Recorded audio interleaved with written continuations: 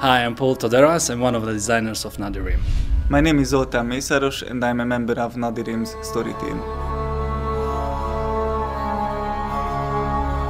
Nadirim is an online RPG game that takes the players into the world of Arabian folklore and fairy tales. We took all the basic elements of our favorite MMO games and implemented them in Nadirim. We wanted to have lush, colorful and detailed graphics, but on the other hand we decided to avoid cartoon graphics. So now we have very nice and very detailed painted images in the game.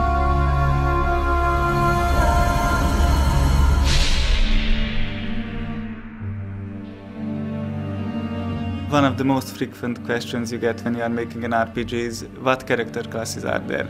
And at the beginning we had at least a dozen character classes. That wouldn't do, of course, so we had to cut down to 5. We have the warrior, the nomad, the ruffian, the caravan master and the sage. And every single character class has its own skills. For example, there are 3 skill trees for every single character class. When designing the character classes, we wanted that every class should have his own role in combat and the strengths in solo mode. So basically the nomad is very good at solo because he can have pets, but in a group he's a very skilled fighter. The player will be able to choose on which path he wants to advance while he's leveling up. For example, the Beastmaster skill tree will give him skills that will help his minions in combat.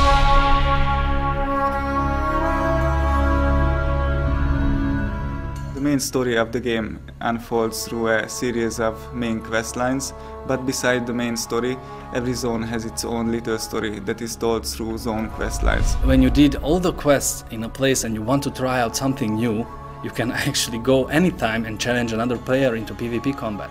And that's another phase of the game.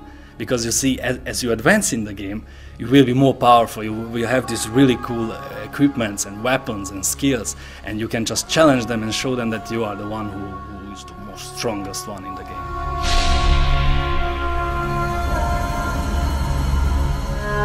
Nadirim is a big world. It's made up of different zones. Every single zone has its own mood, its own theme.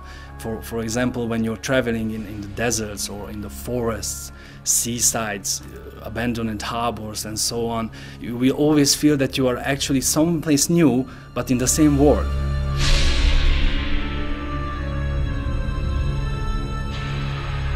Nadirim has all the basic communication tools implemented, like you have the chat, you have the guild chat, you can actually access the forum. But we have also chat within combat and after combat, so you can arrange the tactic with your team.